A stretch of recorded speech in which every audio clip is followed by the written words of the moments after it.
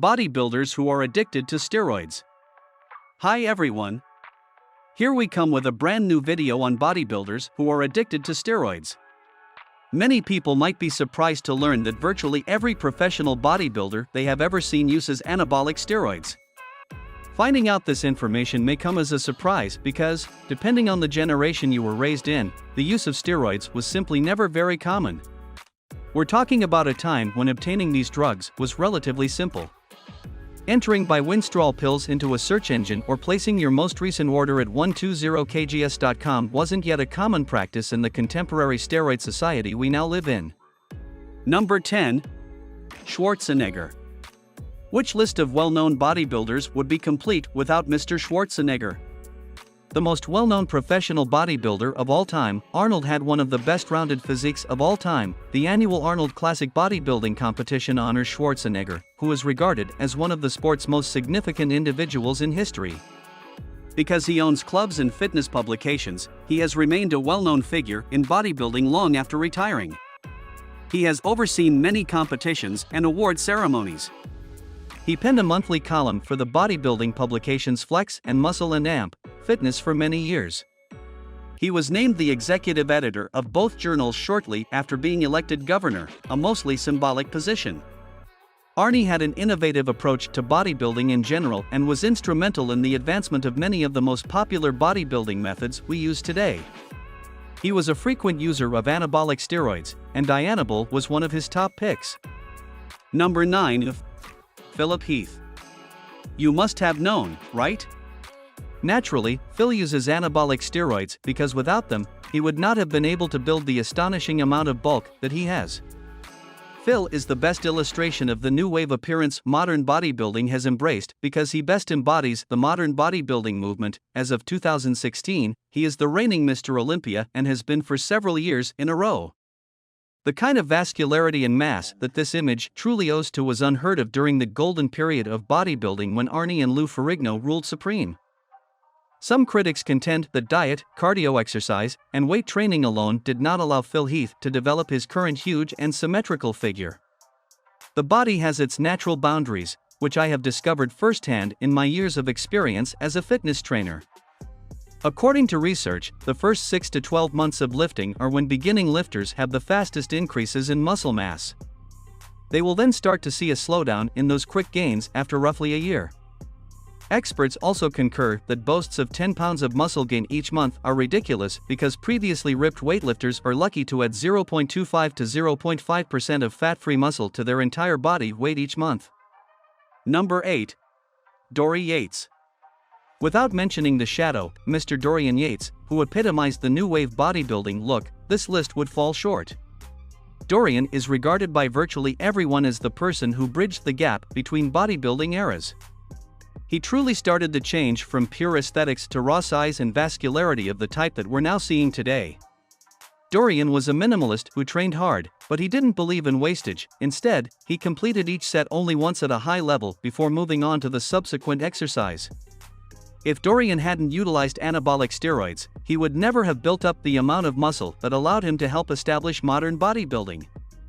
Dorian Yates expressly cautions modern bodybuilders and fitness enthusiasts against using steroids. In a recent interview, Yates discussed the topic and offered some insightful suggestions on how to use the equipment. It's obvious that a change is needed today after the community was shocked by the recent deaths in the bodybuilding industry. The use of steroids in bodybuilding is nothing new. Bodybuilders have employed foreign chemicals to assist them develop their physiques since the golden age. In the present era, many athletes use a variety of various drugs to bulk up as much as they can. Number 7. Lou Ferrigno. It's important to highlight Lou because, during the height of bodybuilding's popularity, their ongoing feud propelled him into the public eye and helped him become one of the sport's most well-known figures. If this wasn't enough to increase his reputation, then his tenure as the Incredible Hulk in the infamous TV series undoubtedly solidified his standing as a celebrity. Lou attributes his iconic physique to steroid use, just like Arnie and any of the high-level bodybuilders competing during the golden era. Which thought comes to mind first when we mention the Incredible Hulk? Yes, we are referring to a bodybuilder who is even more amazing than the legendary actor Lou Ferrigno.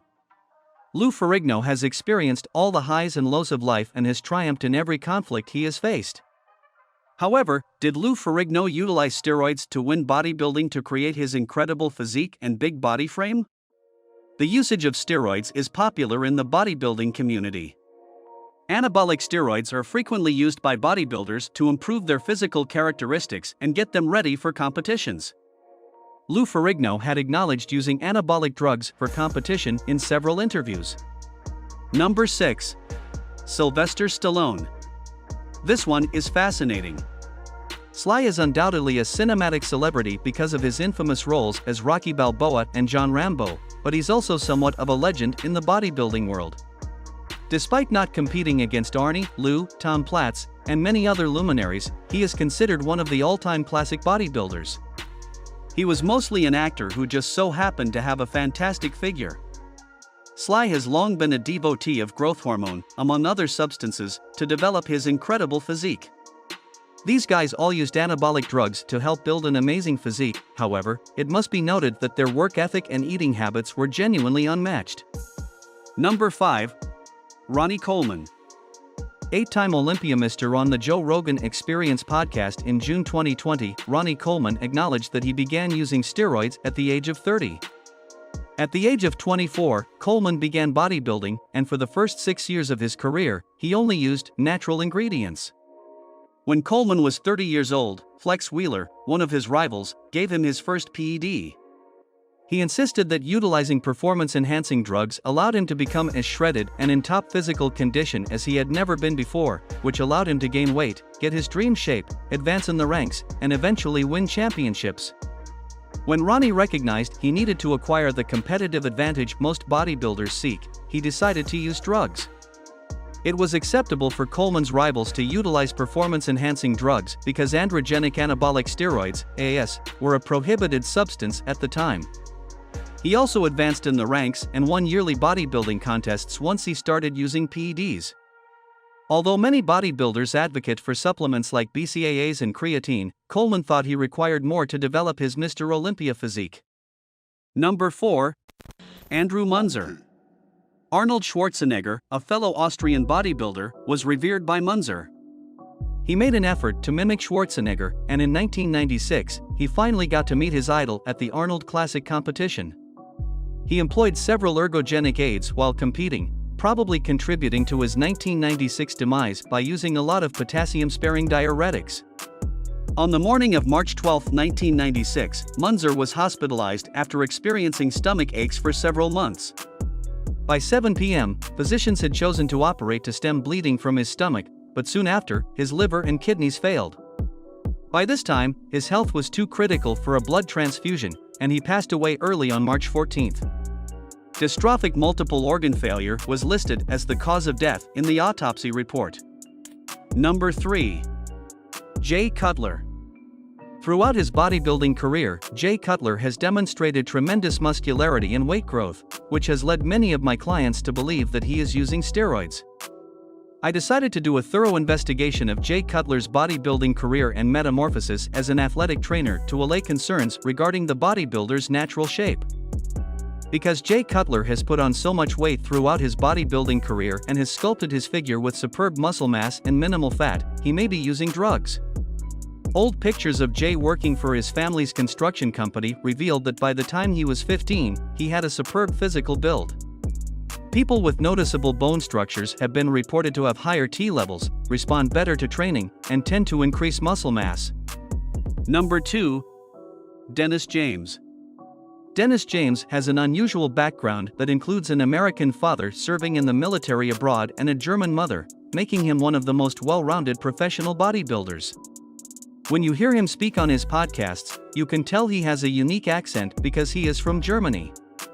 James thinks that bodybuilding is an activity that can help you feel good and atone for life's pleasures. He also thinks that, unlike other sports, it has no age restrictions and that it helps you feel and look younger. James is a passionate supporter and commentator of tournaments, and he is highly regarded. He has discussed who he thought should have won competitions as well as how some bodybuilders are treated unfairly. Number 1. Greg KOVACS. Most of the time, during the off-season, you won't find a non-enhanced human weighing a robust and relatively thin 400 pounds.